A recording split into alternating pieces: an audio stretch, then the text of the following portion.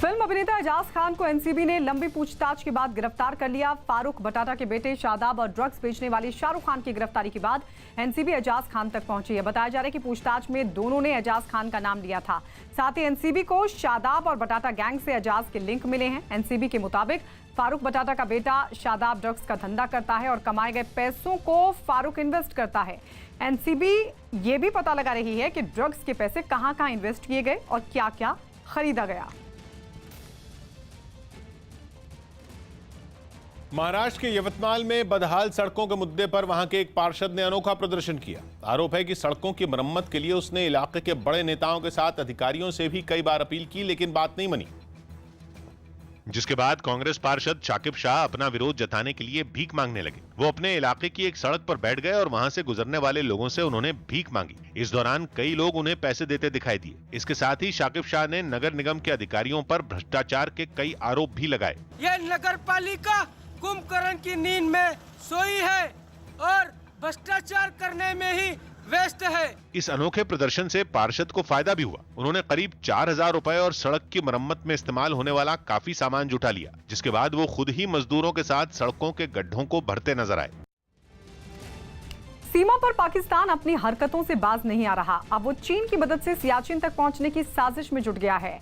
News 18 के संदीप बोल की रिपोर्ट है। पाकिस्तान चीन की मदद से गिलगित बाल्टिस्तान में 167 किलोमीटर लंबा सड़कों का जाल बिछाने की साजिश रच रहा है ताकि कारगिल और सियाचिन तक पहुंचने में उसे आसानी हो सके। यही नहीं, इन रास्तों के बीच में आने वाले सभी मोड़ को भी चौड़ा करने की योजना है, जिससे पाकिस्तान की सेना और उसकी गाड़ियां कम वक्त में भारत पाकिस्तान सीमा तक पहुंच सकें। इस काम को पूरा करने का जिम्मा पाकिस्तान ने चीन की एक कंपनी को दिया है। राष्ट्रपति की बाईपास सर्जरी सफल रही। राष्ट्रपति रामनाथ कोविंद की दिल्ली के एम्स अस्पताल में सफल बाईपास सर्जरी की गई। कुछ दिन पहले उन्हें सीने में दिक्कत की वजह से सेना के आरआर अस्पताल में भर्ती करवाया गया था।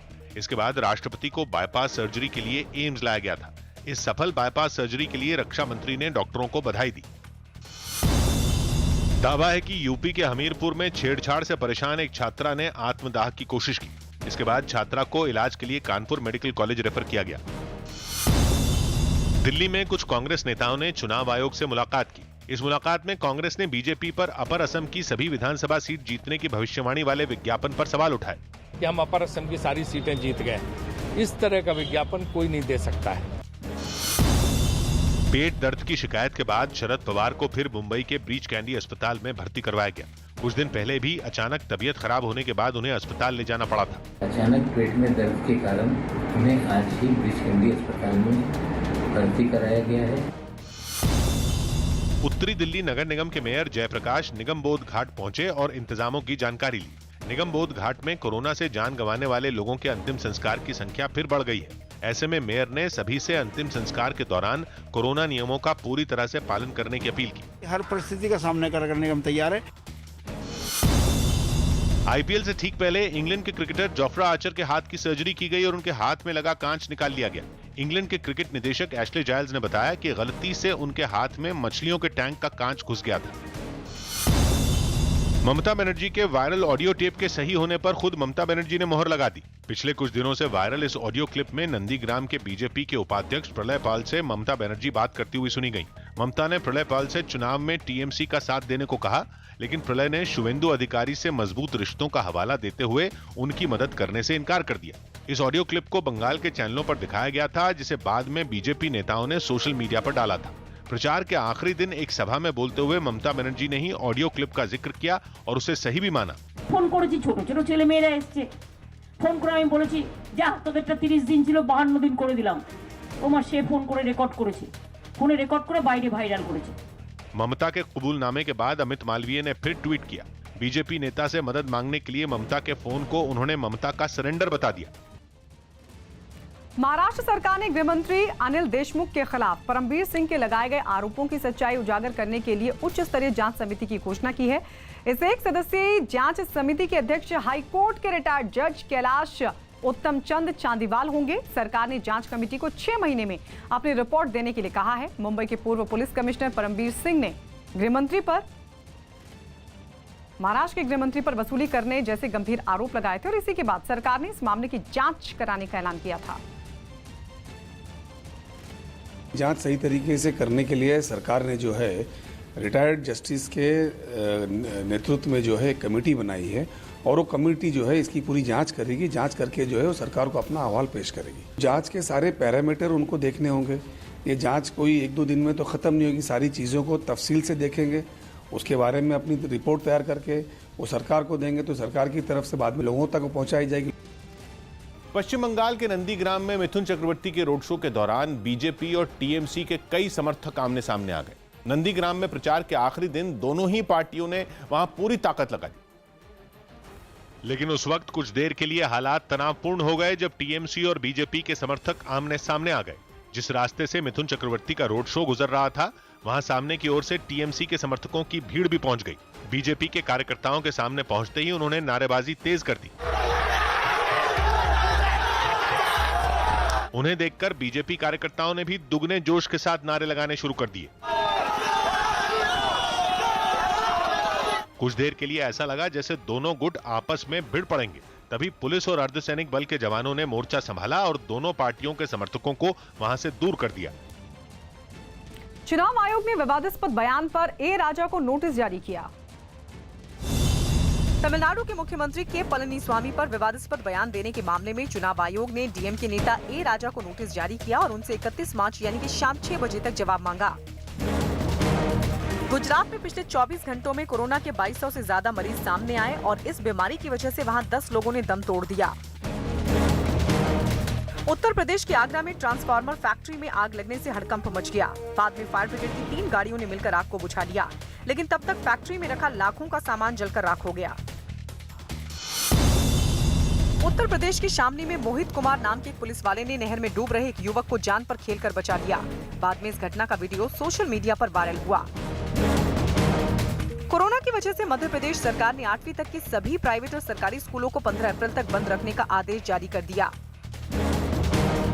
राजस्थान के कोटा में करीब 100 बीघा गेहूं की फसल में आग लगने से हड़कंप मच गया। फौरन आग बुझाने की कोशिशें शुरू हुई, लेकिन तेज हवाओं की वजह से आग फैलती चली गई। कई घंटों की मेहनत के बाद आग को बुझा लिया गया, लेकिन तब तक लाखों का नुकसान हो चुका था। उत्तर प्रदेश के संभल से एक हैरान कर देने वाला वीडियो सामने आया, जिसमें एक निजी अस्पताल में भर्ती मरीज की मौत के बाद उसके घर वालों ने जमकर हंगामा किया। इन लोगों ने उस अस्पताल पर इलाज में लापरवाही का आरोप लगाया और फिर उन्होंने हंगामा शुरू कर दिया। अस्पताल के कर्मचारी को घेरकर परिवार वालों ने खूब खरी खोटी सुनाई। इतना ही नहीं, गुस्साए लोगों ने सड़क को भी जैम कर दिया और अस्पताल पर कार्रवाई की मांग की। लेकिन हालात से निपटने के लिए कुछ पुलिस वाले भी घटना वाली जगह पहुंच गए और हंगामा कर रहे लोगों को शांत करने की कोशिश की। इस दौरान पुलिस वालों से उनकी धक्का मुक्की भी हुई। हालांकि कुछ देर बाद पुलिस वालों के समझाने पर जैम खोल दिया गया। दक्षिण कोरिया के वाशिंग में 18 साल से कम उम्र के बच्चों के लिए वर्ल्ड ड्रोन चैंपियनशिप का आयोजन किया गया। हर साल होने वाली इस चैंपियनशिप में कई देशों के खिलाड़ी शामिल होते हैं, जिसमें इस बार भी कई खिलाड़ियों ने हिस्सा लिया। वहां से सामने आई तस्वीरों में कई बच्चे अपने ड्रोन उड़ाते दिखे। पहले उन्होंने अपने ड्रोन अलग अलग स्टैंड के ऊपर रखे और फिर इशारा मिलते ही उन्हें उड़ाना शुरू कर दिया। इस दौरान उन्होंने खास तरह के चश्मों और रिमोट कंट्रोल का भी इस्तेमाल किया। प्रतियोगिता में शामिल ड्रोन स्टंट करते हुए भी दिखाई दिए। कड़े मुकाबले में पिछली बार की तरह इस बार भी दक्षिण कोरिया के एक लड़के ने इस चैंपियनशिप को जीत लिया। 드론 레이싱은 손가락으로 이제 경쟁하는 거다 보니까 हालांकि यह मुकाबला इतना आसान भी नहीं था। रेस में शामिल कुछ ड्रोन की रफ्तार तो 170 किलोमीटर प्रति घंटा से भी ज्यादा थी, जिन्हें खुद इन्हीं खिलाड़ियों ने अपनी टीम की मदद से तैयार किया। यूपी में 4 अप्रैल तक पहली क्लास से 8वीं तक के स्कूल बंद रहेंगे। उत्तर प्रदेश में पहली क्लास से 8वीं क्लास तक के प्राइवेट और सरकारी स्कूल 4 अप्रैल तक बंद रहेंगे। कोरोना के बढ़ते खतरे को देखते हुए राज्य सरकार की तरफ से ये फैसला लिया गया। केंद्र सरकार ने कोरोना की वजह से ऑक्सीजन सिलेंडर ले जाने वाली गाड़ियों को 30 सितंबर तक बिना परमिट आवाजाही की छूट दे दी। पहले ये छूट 31 मार्च 2021 तक थी। कोरोना के बढ़ते खतरे को देखते हुए हिमाचल प्रदेश में शिक्षा विभाग ने 10वीं और 12वीं क्लास को छोड़कर सभी क्लास के छात्रों को प्रमोट करने का फैसला लिया। पश्चिम बंगाल के मुख्यमंत्री और टीएमसी की अध्यक्ष ममता बनर्जी आज हुगली जिले के गोघाट और सिंगूर में रैली करेंगी। इसके बाद वो हावड़ा जिले के उलुवेड़िया पूर्व में चुनावी जनसभा को संबोधित करेंगी। महाराष्ट्र के मुख्यमंत्री उद्धव ठाकरे की पत्नी रश्मि ठाकरे को हरकिशन दास हॉस्पिटल में भर्ती करवाया गया है। 23 मार्च को रश्मि ठाकरे कोरोना पॉजिटिव पाई गई थी। कोरोना को फैलने से रोकने के लिए गोवा में अगले आदेश तक धारा 144 लागू कर दी गई। लॉकडाउन का अभी तक तो स्टेट में कोई प्लान नहीं है। दूसरे राज्यों से होली मनाकर राजस्थान लौटने वाले रेल यात्रियों की अलग अलग स्टेशनों पर कोरोना जांच की गई। रेल यात्रियों के लिए आरटी-पीसीआर रिपोर्ट को दिखाना जरूरी कर दिया गया है और जिनके पास ये रिपोर्ट नहीं होगी उनकी जांच स्टेशनों पर ही की जाएगी। जयपुर रेलवे स्टेशन से जो तस्वीरें सामने आई उनमें एक तस्वीर में स्वास्थ्य विभाग की टीम स्टेशन से बाहर निकलने वाले सभी यात्रियों की कोरोना जांच करती दिखी। लोग कतार में खड़े रहे और अपनी बारी आने पर उन्होंने इसकी जांच करवाई। राजस्थान में एक बार फिर तेजी से कोरोना के केस बढ़ते जा रहे हैं। एक्टिव केस 7,800 हो चुके हैं। इस दौरान कुछ लोग इससे बचने की भी कोशिश करते नजर आए। सुरक्षा कर्मियों के न होने से वो लोग स्टेशन पर दूसरे रास्ते से आसानी से बाहर निकल गए। इसके बावजूद राजस्थान के कई रेलवे स्टेशनों पर स्वास्थ्य विभाग की तरफ से यह अभियान चलाया गया। झारखंड के पूर्वी सिंहभूम से रोंगटे खड़े कर देने वाली कुछ तस्वीरें सामने आई, जहां जंगल में लगी आग की चपेट में आकर 10 से ज्यादा मकान जलकर राख हो गए। बताया गया कि आग बिजली के तार के टकराने की वजह से निकली चिंगारी से भड़की थी और तेज हवाओं की वजह से इसने विकराल रूप ले लिया। सामने एक तस्वीर में एक के बाद एक कई हरे भरे और ऊंचे पेड़ लपटों में धधकते नजर आए। इसके साथ ही जंगल की सूखी झाड़ियां भी आग में घी डालने का काम कर रही थीं। जंगल के बीच बने मकान हो या फिर खलिहान, सबको लपटों ने अपनी चपेट में ले लिया और उन्हें जलाकर राख कर दिया। इस बीच आग पर काबू पाने की कोशिशें भी जारी रहीं। आग बुझाने के लिए दमकल की गाड़ियां पानी की बौछार करती नजर आईं। इसके अलावा झाड़ियों में फैली आग से निपटने के लिए गांव के ही कुछ लोगों ने मोर्चा संभाल लिया और जंगल के अंदर घुसकर उसे काबू करने की कोशिश करते दिखाई दिए। लेकिन आग इतनी भयानक थी कि कई घंटों की मेहनत के बाद भी उस पर पूरी तरह काबू पाना आसान नहीं रहा, क्योंकि वहाँ तेज हवाएं चल रही थीं, जिसकी वजह से आग फैलती ही जा रही थी। कुछ लोगों का घर भी जला है, कुछ बैलगाड़ी जले हैं, एक महिला घायल भी हुई है इसमें। इस हादसे में 80 एकड़ में फैले जंगल के हजारों कीमती पेड़ जलकर राख हो गए। फिल्म चेहरे की रिलीज टल गई। अमिताभ बच्चन और इमरान हाशमी की फिल्म चेहरे अब 9 अप्रैल को रिलीज नहीं होगी। बढ़ रहे कोरोना के संकट की वजह से यह फैसला लिया गया। जल्द ही नई तारीख का ऐलान किया जाएगा। This decadence of human values has to stop. Uttarakhand में ऋषिकेश के पास एक होटल में 83 लोगों की कोरोना रिपोर्ट पॉजिटिव आई। इसके बाद इनमें कई लोगों को कोरोना केयर सेंटर भेज दिया गया, जबकि कुछ होम क्वारंटीन किए गए। जयपुर की जिला अदालत ने आतंकी साजिश रचने के मामले में 12 दोषियों को उम्र कैद की सजा सुनाई। इसी मामले में कोर्ट ने एक आरोपी को बरी कर दिया। इन दोषियों को दिल्ली और जयपुर में बम धमाके की साजिश रचने के मामले में 2014 में गिरफ्तार किया गया था। ये सभी दोषी बैन किए गए संगठन सिमी यानी students Islamic movement of India के सदस्य थे। धारा 121 के तहत सभी को LI की सजा से दंडित किया गया है। ऋषभ पंत को दिल्ली कैपिटल्स टीम का नया कप्तान बनाया गया। श्रेयस अय्यर पिछले दिनों इंग्लैंड के साथ सीरीज के दौरान कंधे की चोट की वजह से घायल हो गए थे। यूपी के बरेली में पुलिस ने हत्या के एक मामले में 2 आरोपियों को पकड़ लिया। दावा किया गया कि मारे गए आदमी ने इन दोनों को अपने एक रिश्तेदार की हत्या करने के लिए 50,000 रुपए दिए थे, लेकिन इन आरोपियों ने पैसे देने वाले आदमी को ही मौत के घाट उतार दिया और पैसे लेकर फरार हो गए। फंदा लगाकर दोनों आरोपियों ने मिलकर उसकी जो है हत्या कर दी। महाराष्ट्र सरकार ने एक दिन पहले राज्य में लॉकडाउन के संकेत दिए थे, जिस पर सियासी घमासान तेज हो गया। बीजेपी ने तो पहले ही उद्धव सरकार का विरोध शुरू कर दिया था, लेकिन अब राज्य सरकार में भी इस मुद्दे पर मतभेद दिखने लग गए। सरकार लॉकडाउन की धमकी देने के बजाय वैक्सीनेशन के ऊपर जोर दे। वहीं महाराष्ट्र के स्वास्थ्य मंत्री ने साफ किया कि लोगों की लापरवाही नहीं थमी तो लॉकडाउन लागू करना ही पड़ेगा। ऑक्सीजन रिलेटेड जो बेड्स हैं वो अगर बहुत बड़े गति से ऑक्यूपाई होते गए तो फिर हमारे को लॉकडाउन के बारे में 100% सोचना ही पड़ेगा। मेजबान न्यूजीलैंड ने बांग्लादेश से T20 सीरीज 2-0 से जीत ली। उसने दूसरे मैच में डकवर्थ लुईस नियम के आधार पर बांग्लादेश को 28 रन से हराया। मुंबई के नजदीक नवी मुंबई में शॉर्ट सर्किट की वजह से एक एटीएम में भीषण आग लग गई। आग इतनी भयानक थी कि उसकी लपटें एटीएम से बाहर निकल रही थीं, जबकि उससे निकलने वाला काला धुआं पूरे इलाके में फैलता दिखा। इस घटना की वजह से वहां अफरा तफरी मच गई। फौरन घटना की जानकारी पुलिस और फायर ब्रिगेड को दी गई, जिसके बाद दमकल की गाड़ी वहां पहुंची और आग बुझाने की कोशिश शुरू हुई। आग बुझाने के लिए फौरन एटीएम पर पानी की बौछार की गई और उसे थोड़ी देर की मेहनत के बाद बुझा लिया गया। म्यांमार की सेना के जुल्मों से जान बचाकर कुछ दिन पहले उसके पड़ोसी देश थाईलैंड भागे 2000 से ज्यादा करेन समुदाय के लोगों की हालत आसमान से गिरे खजूर में अटके जैसी हो गई। खबर है कि थाईलैंड ने भी म्यांमार के इन लोगों को वापसी का रास्ता दिखा दिया। जिसके सामने आए वीडियो में करेन समुदाय के लोग बोरिया बिस्तर अपनी पीठों पर लाद कर वापस म्यांमार की तरफ जाते नजर आए। वीडियो में थाईलैंड की सेना के जवान उन पर लगातार नजर बनाए भी दिखे। इन लोगों ने बॉर्डर पार तो किया था थाईलैंड में शरण की आस में, लेकिन बताया गया कि थाईलैंड की सेना ने उन्हें आगे ही नहीं बढ़ने दिया। पुरुषों के साथ छोटे छोटे बच्चे और महिलाएं भी सामान लेकर म्यांमार लौटती दिखी। असल में 27-28 मार्च को करेन समुदाय के विद्रोहियों और म्यांमार की सेना के बीच शुरू हुई जंग में सेना ने करेन राज्य पर एयर स्ट्राइक कर दी थी। इसी वजह से ये लोग वहां से भाग निकले थे। हालांकि थाईलैंड ने शरणार्थियों को लौटाने की खबर से इनकार किया है। पश्चिम बंगाल के दुर्गापुर में चलती कार में अचानक से आग लग गई और थोड़ी ही देर में कार आग का गोला बन गई। देखते देखते उससे आग की भीषण लपटें उठने लगी। काले धुएं का गुब्बार पूरे इलाके में फैल गया। इस घटना की वजह से वहां अफरा-तफरी मच गई। आसपास लोगों की भीड़ जमा हो गई। कुछ लोग जलती कार का मोबाइल से वीडियो बनाने लगे। घटना की जानकारी फौरन फायर ब्रिगेड को दी गई, जिसके बाद दमकल की एक गाड़ी वहां पहुंचकर आग बुझाने के काम में जुट गई। लपटों में घिरी कार पर पाइप की मदद से पानी की बौछार की गई और थोड़ी देर में उसे बुझा लिया गया, लेकिन तब तक कार जलकर राख हो चुकी थी।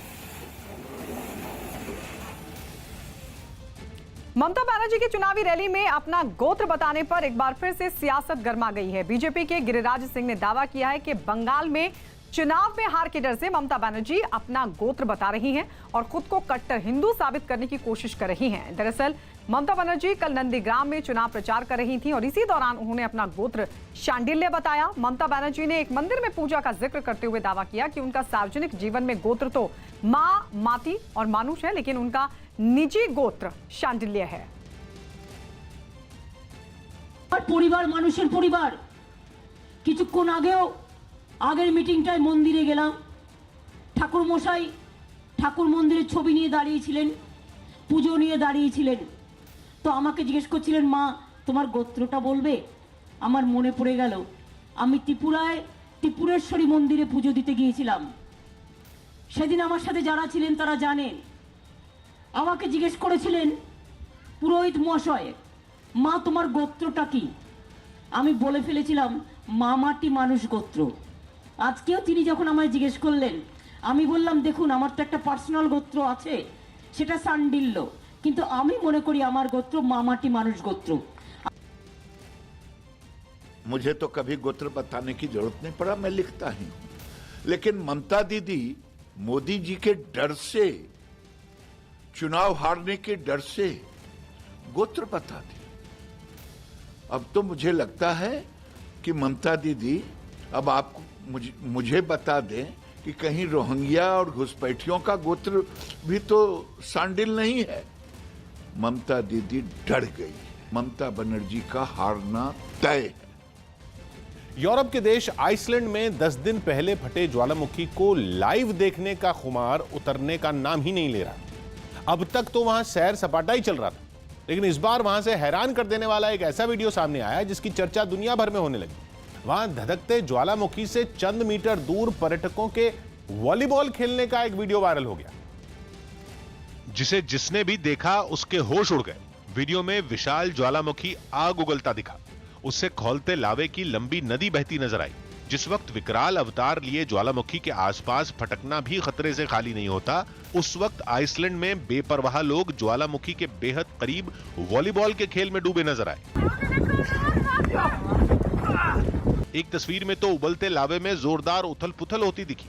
वो लोगों की तरफ तेजी से बढ़ता हुआ भी नजर आया, लेकिन फिर भी पर्यटक टकटकी लगाए ज्वालामुखी को ऐसे निहारते दिखे मानो किसी सिनेमा घर में फिल्म देख रहे हो।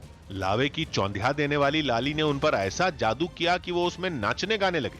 Amazing, like incredible. I've been here. This is my third time. कुछ लोग तो ज्वालामुखी के सामने ही सुबह की कॉफी का मजा लेते नजर आए। Cheers, my dear. माइनस तापमान में भारी बर्फबारी के बीच भी पर्यटकों के सिर से ज्वालामुखी को देखने का भूत नहीं उतरा। और बताया गया कि बीते वीकेंड पर वहां 5000 से ज्यादा लोग पहुंच गए।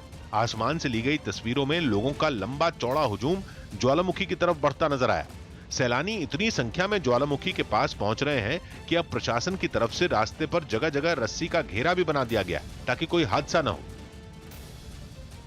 पश्चिम बंगाल के पूर्वी मेदिनीपुर में पूर्व क्रिकेटर और बीजेपी उम्मीदवार अशोक डिंडा पर हमला हुआ। कुछ अज्ञात हमलावरों ने उनकी गाड़ी पर पथराव किया, जिसके बाद सामने आए वीडियो में उनकी कार लोगों की भीड़ से घिरी दिखी। वीडियो में लोगों का शोर और तोड़फोड़ की आवाज तो साफ सुनाई दी, लेकिन हमला होने की घटना ठीक तरह रिकॉर्ड नहीं हो पाई क्योंकि गाड़ी में सवार सभी लोग जान बचाने के लिए दुबक कर बैठ गए। हालांकि इसकी अगली तस्वीरों में गाड़ी पर जगह जगह हमले की निशानियां दिखी, उसकी खिड़कियों के शीशे चकनाचूर नजर आए और सीटों पर उनके टुकड़े बिखरे दिखे। अशोक जिंदा ने उन पर हुए हमले का आरोप टीएमसी पर लगाया है। फिल्म स्वदेश का गाना अमेरिकी नौसेना के कार्यक्रम में गाया गया। अमेरिकी नौसेना के बैंड ने वहां के एक कार्यक्रम के दौरान शाहरुख खान की फिल्म स्वदेश का एक गाना गाया, जिस पर शाहरुख ने खुशी जताई।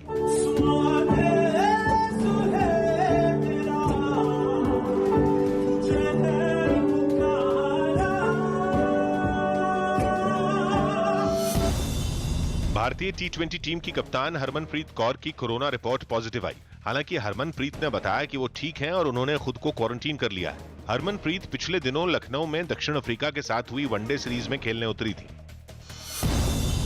पंजाब सरकार ने लोगों को 7 दिन कोरोना वैक्सीन लगाने का फैसला लिया। इस कदम के बाद वहां ज्यादा से ज्यादा लोगों को टीका लगाया जा सकेगा। 1 अप्रैल से जो हमारे जितने हेल्थ वेलनेस सेंटर हैं प्लस हमारे ये अवेलेबल होएगा कि वो वहां जाके वैक्सीन लगवा सकते हैं। दिल्ली के बुराड़ी में यमुना नदी में डूबे एक लड़के का अभी तक कुछ पता नहीं चल पाया। ये लड़का होली के दिन अपने दोस्तों के साथ यमुना में नहाने गया था। 4 लड़के आए थे, 3 लड़के सामने खड़े हैं, मेरा लड़का तब डूब गया यमुना जी में। असम में चुनाव प्रचार में जुटे राहुल गांधी ने चाय बागान में काम करने वाले मजदूरों का मुद्दा उठाकर केंद्र सरकार पर हमला बोला। अपने ट्वीट में उन्होंने कहा कि असम के लोग बीजेपी के जुमलों और विकास में फर्क समझ गए। इस आरोप का जवाब बीजेपी अध्यक्ष जेपी नड्डा ने असम में ही एक रैली में दिया। जुमला तो आपकी दादी, पापा, मम्मी ने किया। बोलो गरीबी हटाओ का नारा किसने लगाया था? गरीबी हटी क्या? महाराष्ट्र में पिछले 2 दिनों में कोरोना की रफ्तार थोड़ी सी घटी है, लेकिन हालात अब भी गंभीर बने हुए हैं। बीते 24 घंटों में राज्य में कोरोना के 27,918 नए मरीज मिले हैं। इसी दौरान 139 लोगों की मौत भी हुई है। अकेले मुंबई में एक दिन में 4,758 नए मामले सामने आए, जबकि 10 लोगों की मौत हुई है। हालात की गंभीरता को देखते हुए महाराष्ट्र में ऑक्सीजन का उत्पादन करने वाली कंपनियों के लिए मेडिकल इस्तेमाल के लिए 80% ऑक्सीजन की आपूर्ति को अनिवार्य कर दिया गया है। महाराष्ट्र में लगातार बढ़ रहे मामलों पर केंद्रीय स्वास्थ्य मंत्रालय ने चिंता जताई है। स्वास्थ्य मंत्रालय के मुताबिक महाराष्ट्र में लोगों के पॉजिटिव होने की दर 23% है, जो कि सबसे ज्यादा है। महाराष्ट्र में पॉजिटिविटी 23%, देश की औसत पॉजिटिविटी 5.65% है, यानी 5.5% पॉजिटिविटी देश में है। एवरेज पॉजिटिविटी ये वीकली एवरेज है। महाराष्ट्र का वीकली एवरेज 23% है। महाराष्ट्र के नांदेड़ में धार्मिक जुलूस निकालने से रोके जाने पर सिख जत्थेबंदियों ने पुलिस पर हमला कर दिया। हमले में 4 पुलिस वाले बुरी तरह जख्मी हो गए और पुलिस वालों की दर्जनों गाड़ियां बुरी तरह तोड़ दी गई। नांदेड़ में कोरोना संकट की वजह से लॉकडाउन लगा हुआ और इसीलिए पुलिस ने जुलूस निकालने की इजाजत नहीं दी थी, लेकिन रोके जाने पर भीड़ बेकाबू हो गई। गुरुद्वारे के गेट पर लगी बैरिकेडिंग तोड़कर भीड़ अचानक सड़क पर आ गई। लोग तलवार लहराते हुए सड़क पर पुलिस वालों की तरफ दौड़ने लगे और पुलिस वाले जान बचाने के लिए भागते दिखे। भागते हुए कुछ पुलिस वाले तो सड़क पर गिर गए, लेकिन भीड़ को अपनी तरफ आते देख फिर से उठकर भागने लगे।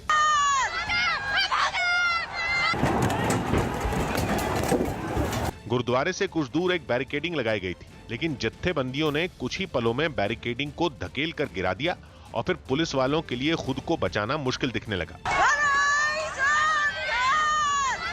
भीड़ के मुकाबले पुलिस वालों की गिनती काफी कम थी, इसलिए बचकर भागने के अलावा पुलिस वाले कुछ नहीं कर पाए। लेकिन घटना के बाद पुलिस ने कोई रियायत नहीं बरती। अब तक हंगामे और तोड़फोड़ के 18 आरोपियों को गिरफ्तार किया जा चुका है। महज जुलूस निकालने से रोके जाने पर जत्थेबंदी इस कदर भड़के कि सामने जो आया वो उनके गुस्से का शिकार हो गया, जिनके वीडियो थोड़ी ही देर बाद सोशल मीडिया पर वायरल होने लगे। मोबाइल से शूट किया गया एक ऐसा वीडियो भी सामने आया जिसमें एक के बाद एक कई गाड़ियां दिखाई गई। हर गाड़ी के शीशे बुरी तरह टूटे हुए दिखे। एक गाड़ी के अंदर तो पिछली सीट पर एक बड़ा सा पत्थर रखा दिखा। माना जा रहा है कि इसी तरह के पत्थरों का इस्तेमाल गाड़ियां तोड़ने के लिए किया गया। एक गाड़ी में तो पुलिस की बैरिकेडिंग में इस्तेमाल होने वाली लकड़ी की बल्लियां बुरी तरह घुसी हुई दिखी। शीशों को चीरती हुई ये बल्लियां गाड़ी में घुसी दिखी। पुलिस की एफआईआर में गुरुद्वारा प्रबंधक कमेटी के पदाधिकारियों को भी आरोपी बनाया गया, जिस पर कमेटी के लोगों ने नाराजगी जताई। पुलिस प्रशासन के साथ रहते, जिला प्रशासन के साथ रहते, म्युनिसिपल कॉरपोरेशन के साथ रहते गुरुद्वारा बोर्ड, तो उसके बावजूद भी हमारा नाम एफआईआर में आना ये बहुत दुखद बात है। प्रबंधक कमेटी का दावा है कि उनकी तरफ से जुलूस रद्द कर दिया गया था, लेकिन फिर भी भीड़ जुलूस के लिए जमा हो गई। पाकिस्तान के कब्जे वाले कश्मीर में 20 गांव के लोगों ने पाकिस्तानी सेना और वहां की खुफिया एजेंसी आईएसआई के खिलाफ मोर्चा खोल दिया है। न्यूज 18 के पवन शर्मा की रिपोर्ट है कि सीजफायर समझौते की आड़ में पाकिस्तानी सेना पीओके के 20 गांव में नई चौकियों को बनाने में जुट गई है, जहां सेना के खतरनाक हथियारों की तैनाती धड़ल्ले से की जा रही है। यही वजह है कि इन गांव के लोगों ने पाकिस्तानी सेना के खिलाफ सड़कों पर प्रदर्शन शुरू कर दिया, क्योंकि इन लोगों को पाकिस्तान की साजिश की वजह से अपनी सुरक्षा की चिंता सता रही है। सूत्रों के मुताबिक हाल के दिनों में पाकिस्तानी सेना और आईएसआई के कई अधिकारियों की हलचल भी इन गांवों में देखने को मिली है। राजस्थान के कोटा से रोंगटे खड़े कर देने वाला एक वीडियो सामने आया। वहां एक आदमी होलिका दहन के दौरान आग में गिर गया। आरोप है कि वो शराब के नशे में था। 2 दिन पुराना ये वीडियो सोशल मीडिया पर तेजी से वायरल हो रहा, जिसमें दिखा कि होलिका दहन के दौरान वहां एक आदमी अंगारों को रौंदते हुए चला गया। इसके ठीक बाद वो आदमी भी उसकी नकल करता हुआ दिखाई दिया, लेकिन वो खुद को संभाल नहीं सका और आग में गिर गया। उसके आग में गिरते ही वहां हड़कंप मच गया। कई लोग उसकी मदद के लिए दौड़े, लेकिन तब तक वो खुद ही उठकर बाहर निकल आया। मध्य प्रदेश में कोरोना की रफ्तार हर गुजरते दिन के साथ तेज होती जा रही है। पिछले 24 घंटों में राज्य रिकॉर्ड 2100 से ज्यादा राज्य में केस सामने आए, जबकि 10 लोगों की मौत हो गई। सबसे ज्यादा 628 मरीज इंदौर में मिले। वहीं राजधानी भोपाल से करीब 500 केस सामने आए। राजस्थान में 3 विधानसभा सीटों पर होने वाले उपचुनाव के लिए बीजेपी और कांग्रेस ने प्रचार में पूरी ताकत झोंक दी, लेकिन बीजेपी की गुटबाजी उस वक्त साफ दिखी जब रैलियों के मंच पर वसुंधरा राजे नहीं पहुंची। दूसरी तरफ राजस्थान में कांग्रेस के दोनों बड़े नेता अशोक गहलोत और सचिन पायलट एक मंच पर दिखाई दिए, जिसे उपचुनाव जीतने के लिए आपसी मतभेद भुलाने की कवायद के तौर पर देखा गया। सुजानगढ़ सीट पर प्रचार के लिए हुई रैली में अशोक गहलोत और सचिन पायलट एक ही मंच पर दिखाई दिए। लंबे वक्त बाद राजस्थान में दोनों नेताओं को एक साथ देखा गया। मंच पर दोनों की कुर्सियों में कुछ फासला जरूर दिखा। दोनों एक दूसरे से बात करते हुए भी नहीं दिखे, लेकिन प्रचार में दोनों नेता जान फूंकते दिखाई दिए। दूसरी तरफ बीजेपी की चुनाव प्रचार से जुड़ी एक ऐसी ही रैली की तस्वीरें राजसमंद से आईं। जनसभा में लोगों की भारी भीड़ तो दिखी, लेकिन मंच पर पूर्व सीएम वसुंधरा राजे नजर नहीं आई। केंद्रीय मंत्री गजेंद्र सिंह शेखावत भी प्रचार में जान फूंकते दिखे। राजस्थान में 17 अप्रैल को राजसमंद, सहाड़ा और सुजानगढ़ सीटों पर उपचुनाव होने हैं। पश्चिम बंगाल के उत्तर 24 परगना में हुई शोभा मजूमदार की मौत के बहाने प्रधानमंत्री ने तमिलनाडु में कांग्रेस समेत सभी विरोधियों पर निशाना साधा। तमिलनाडु के धारापुरम की चुनावी रैली में पीएम ने बीजेपी कार्यकर्ता गोपाल मजूमदार की मां शोभा मजूमदार की मौत का मुद्दा उठाया। Yesterday in West Bengal, an elderly lady, Shobha Majumdar, lost her life. A few weeks ago, we all saw with horror how goons belong to TMC brutally attack her. Did Congress show any empathy? Did Congress ally DMK condemn? Rajasthan पहुंची तापसी पन्नू ने लोक कलाकारों के साथ dance किया। अभिनेत्री तापसी पन्नू छुट्टियां बिताने के लिए राजस्थान के जैसलमेर पहुंची। वहां उन्होंने कुछ लोक कलाकारों के साथ डांस भी किया।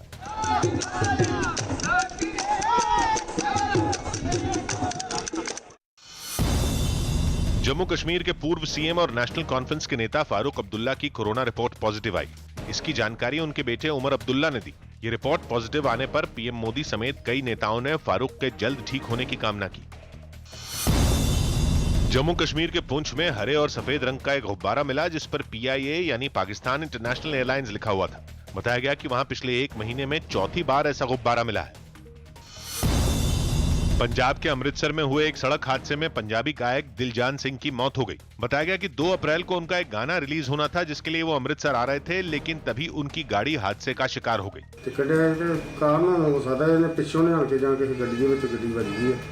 दिलजान कई हिट पंजाबी गाने गा चुके हैं। इसके अलावा वो रियलिटी शो सुरक्षेत्र में रनर अप भी रहे थे। उनकी मौत पर पंजाब के मुख्यमंत्री कैप्टन अमरिंदर सिंह ने भी ट्वीट कर दुख जताया। डीजीसीए ने देश के कुछ हवाई अड्डों पर कोरोना नियमों का पालन नहीं होने पर नाराजगी जताई। साथ ही अब इन नियमों को तोड़ने वालों के एयरपोर्ट पर ही चालान काटने पर विचार किया जा रहा है।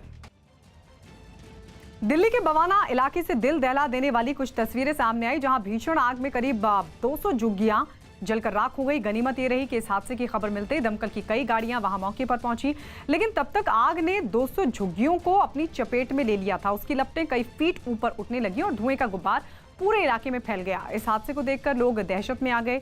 उन झुग्गियों में रहने वाले लोगों ने किसी तरह भागकर अपनी जान बचाई, लेकिन उनका सामान आग में जलकर राख हो गया। हालांकि दमकल कर्मियों ने आग को फैलने से रोक लिया, जिससे वहां की हजारों झुग्गियां आग की चपेट में आने से बच गईं। जिस साइड में फ्लो था एयर का, उस साइड में बाउंड्री वॉल थी, इसलिए वो आगे फैल नहीं पाई। रोमानिया में कोरोना की वजह से लगी पाबंदियों के विरोध में लोगों ने प्रदर्शन किया। दूसरे देशों की तरह वहां की सरकार ने भी कोरोना के खतरे को देखते हुए काफी समय से सख्त पाबंदियां लगा रखी, जिसके विरोध में राजधानी बुकारेस्ट की सड़कों पर बड़ी संख्या में लोग उतरे और उन्होंने सभी तरह की पाबंदियां हटाने की मांग की।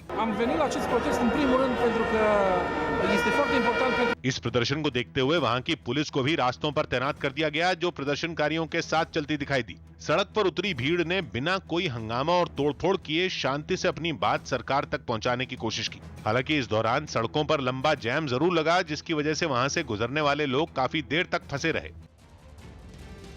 संयुक्त राष्ट्र सुरक्षा परिषद के नियमों की धज्जियां उड़ाते हुए चीन पाकिस्तान के परमाणु कार्यक्रम को खुली मदद दे रहा है। न्यूज 18 के जनक दवे की रिपोर्ट है कि सुरक्षा एजेंसियों ने गुजरात के मुंद्रा पोर्ट से एक चीनी जहाज को पकड़ा है, जिसमें परमाणु हथियार बनाने से जुड़ा सामान पाया गया, जिसे चीन के शंघाई से कराची के पोर्ट कासिम भेजा जा रहा था। रिपोर्ट के मुताबिक कराची के पोर्ट कासिम में ही पाकिस्तान का वो रिसर्च ऑर्गेनाइजेशन है जो वहां के बैलिस्टिक मिसाइल कार्यक्रम को चलाता है।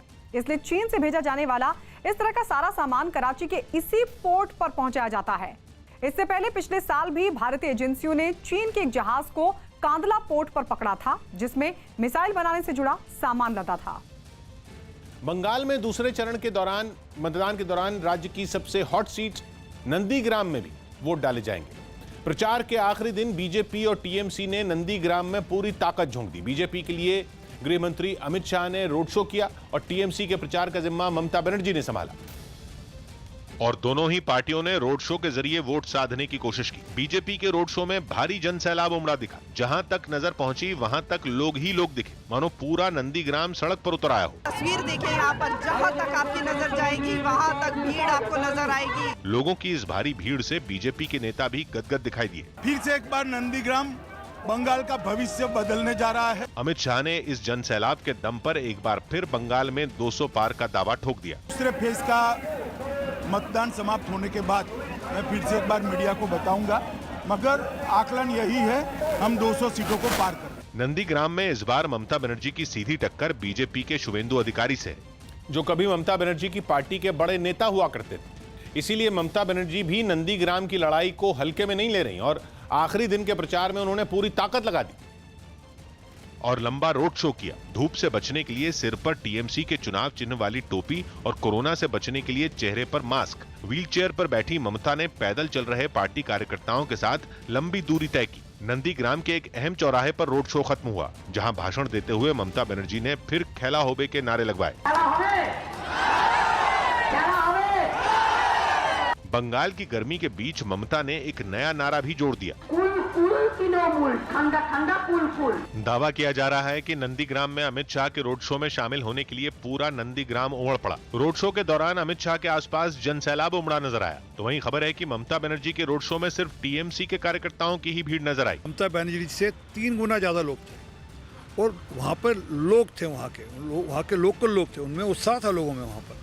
और ममता बनर्जी के सिर्फ अपने कार्यकर्ता थे। ममता बनर्जी रविवार से नंदीग्राम में ही हैं और वो वोटिंग तक नंदीग्राम में ही रहने का ऐलान कर चुकी हैं। देश में कोरोना की दूसरी लहर के खतरे को देखते हुए केंद्रीय स्वास्थ्य मंत्रालय ने कोविड अस्पतालों को दुरुस्त करने की सलाह दी है। केंद्र की तरफ से राज्यों को लिखी गई है चिट्ठी, जिसमें कहा गया है कि राज्य अपने स्तर पर ज्यादा से ज्यादा टेस्ट बढ़ाएं और इसके साथ ही कोरोना के नियमों को सख्ती के साथ लागू भी करवाया जाए। केंद्र सरकार ने राज्यों को उन अस्पतालों को फिर से खासतौर पर कोविड मरीजों के लिए खोलने को कहा है जिन्हें मरीजों की संख्या कम होने के बाद बंद कर दिया गया था। केंद्रीय स्वास्थ्य मंत्रालय के मुताबिक देश के 6 राज्य ऐसे हैं जहां से कोरोना के 80% मामले सामने आ रहे हैं। अगर आपके यहाँ केसेस बढ़ रहे हैं तो आपके यहाँ टेस्ट्स की संख्या क्यों नहीं बढ़ रही है? तो आवश्यकता इस बात की है कि आप टेस्ट्स को बढ़ाएं और उसमें विशेष फोकस RT-PCR टेस्ट्स पर दें। रैपिड एंटीजन टेस्ट्स का इस्तेमाल स्क्रीनिंग टेस्ट्स के रूप में किया जाए और ये इस्तेमाल रैपिड एंटीजन टेस्ट का आप घनी आबादी वाले इलाकों में करें। आप उन इलाकों में करें जहां क्लस्टर्स में नए केसेस हो रहे हैं। कई ऐसे अस्पतालों को ओपन किया था for non Covid health services. तो हमने राज्यों का अनुरोध ये किया है कि यदि आवश्यकता इस बात की है कि उन्हें पुनः परिवर्तित किया जाए into dedicated Covid facilities, so that decision must be taken and must be taken now. Kolkata में टीएमसी नेता अनूप मांझी से पूछताछ हुई। टीएमसी नेता अनूप मांझी कोलकाता में सीबीआई के सामने पेश हुए, जहां उनसे कोयला घोटाला मामले में पूछताछ की गई। स्वास्थ्य मंत्री हर्षवर्धन और उनकी पत्नी ने कोरोना वैक्सीन की दूसरी डोज लगवाई। इस मौके पर उन्होंने फिर देश में बनी दोनों वैक्सीन को सुरक्षित बताया और लोगों से ज्यादा संख्या में ये टीका लगवाने की अपील की। भारत में जो वैक्सीन्स लगाई जा रही हैं, दोनों वैक्सीन्स पूरी तरह से सेफ हैं। बिहार के अररिया में भूसा रखने वाले एक मकान में आग लगने से 6 बच्चों की जलकर मौत हो गई। फिल्म राम सेतु में अक्षय कुमार का पहला लुक जारी कर दिया गया। ये लुक खुद अक्षय ने सोशल मीडिया पर जारी किया। आरएसएस प्रमुख मोहन भागवत की किताब भविष्य का भारत का उर्दू में अनुवाद किया गया। इस किताब का लोकार्पण शिक्षा मंत्री रमेश पोखरियाल निशंक और आरएसएस के सह सरकार्यवाह डॉक्टर कृष्ण गोपाल 5 अप्रैल को करेंगे। असम के कोकराझार में पुलिस ने बड़ी मात्रा में हथियार बरामद की।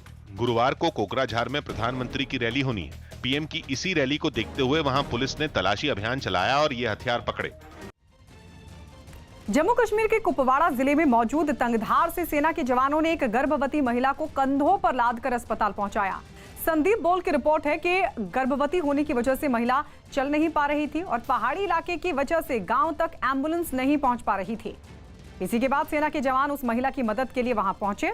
उन्होंने उस महिला को स्ट्रेचर पर लादा और फिर करीब 8 किलोमीटर की दूरी तय कर उसे एम्बुलेंस तक पहुंचाया। इसके बाद उस महिला को एम्बुलेंस की मदद से अस्पताल भेजा। बताया गया कि जिस गांव में महिला फंसी हुई थी वो पाकिस्तान सीमा के पास मौजूद है। तो 8 किलोमीटर महिला को पैदल पहुंचाया गया। अपने कंधों पर लादकर देवदूत बने सेना के जवान। महिला गर्भवती थी इसलिए चल नहीं पा रही थी और एम्बुलेंस का इस गांव तक पहाड़ी इलाका होने की वजह से पहुंचना बेहद मुश्किल था। लिहाजा सेना के जवान मौके पर पहुंचे और इस महिला को अपने कंधों पर लादकर तकरीबन 8 किलोमीटर तक पैदल चले और उसके बाद एम्बुलेंस तक पहुंचाया। एम्बुलेंस के जरिए फिर अस्पताल भेजा। आंध्र प्रदेश के श्रीकाकुलम से डरा देने वाला एक वीडियो सामने आया। वहां एक छोटा ट्रक हादसे का शिकार होकर कुएं में जा गिरा। इस हादसे में 2 लोगों की मौत हो गई। यह घटना उस वक्त की है जब ट्रक बेकाबू हो गया था और सड़क से लुढ़कता हुआ पानी भरे गहरे कुएं में जा गिरा। हादसे के बाद आसपास के लोग मदद के लिए घटना वाली जगह पहुंचे, लेकिन कुएं में पानी ज्यादा होने की वजह से किसी ने भी उसमें तैरने की हिम्मत नहीं की। इसके बाद मदद के लिए वहां क्रेन मंगवाई गई और फिर उस ट्रक को बाहर निकालने की कवायद शुरू हुई। पहले तो पंप सेट के जरिए कुएं के पानी को कम किया गया। इसके बाद धीरे धीरे उस ट्रक को ऊपर लाया गया, लेकिन गाड़ी में फंसे 2 लोगों को बचाया नहीं जा सका और उन दोनों की कुएं में डूबने से मौत हो गई। गृहमंत्री अमित शाह आज असम के चुनावी दौरे पर हैं। गृहमंत्री की आज असम में 3 चुनावी रैलियां हैं, जिसमें से पहली रैली सुबह 11:30 बजे चिरांग के बिजनी में है, जहां पर तीसरे चरण में मतदान होने हैं, जबकि 1 बजे अमित शाह कामरूप के हाजो में और दोपहर 2:30 बजे दिसपुर में चुनावी जनसभा करेंगे। कांग्रेस के पूर्व अध्यक्ष राहुल गांधी भी आज असम में रहेंगे। राहुल गांधी सबसे पहले कामाख्या मंदिर में दर्शन करेंगे और उसके बाद 2 चुनावी जनसभाओं को करेंगे संबोधित। जम्मू में महंगाई के मुद्दे पर कांग्रेस के कई कार्यकर्ताओं ने केंद्र सरकार के खिलाफ प्रदर्शन किया। प्रदर्शन करने के लिए कांग्रेस के ये कार्यकर्ता सचिवालय का घेराव करने के मकसद से सड़कों पर उतरे और केंद्र सरकार के खिलाफ नारेबाजी करते हुए सचिवालय की तरफ बढ़े। कुछ दूरी पर ही पुलिस ने उन्हें रोक दिया, जिस पर वहां धक्का मुक्की शुरू हो गई। काफी देर तक चली धक्का मुक्की के बाद सभी लोग पुलिस और सीआरपीएफ के सुरक्षा घेरे को तोड़कर आगे बढ़ गए। फिर थोड़ी ही दूरी पर पुलिस ने उन्हें दोबारा रोक लिया। इस बात से नाराज कांग्रेस कार्यकर्ताओं ने सड़क पर बैठकर हंगामा शुरू कर दिया। कुछ देर तक पुलिस ने उन्हें समझाने की कोशिश भी की। जब हंगामा कर रहे लोग नहीं माने तो पुलिस ने उन्हें जबरन वहां से हटाना शुरू कर दिया। एक एक कर पुलिस ने कई कार्यकर्ताओं को हिरासत में लिया और वहां खड़ी पुलिस की गाड़ी में बैठा दिया। हालांकि प्रदर्शन में शामिल महिला कार्यकर्ताओं को हिरासत में लेने के लिए पुलिस को काफी मेहनत करनी पड़ी। कोरोना के बढ़ते